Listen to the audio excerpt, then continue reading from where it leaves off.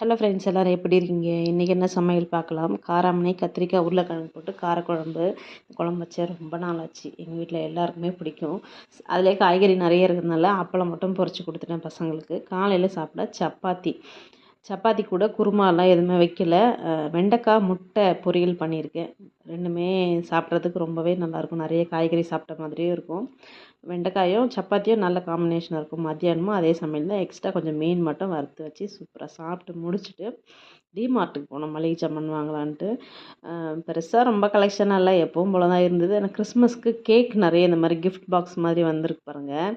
நம்ம கிஃப்ட் யாருக்காவது கொடுக்கணும் கிறிஸ்மஸ்க்கும் போது இந்த மாதிரி நம்ம கொடுக்கலாம். நல்லாவே இருக்குது, அழகாக இருக்குது பார்க்குறதுக்கு. நிறைய கேக் ஐட்டம் தான் இருந்தது.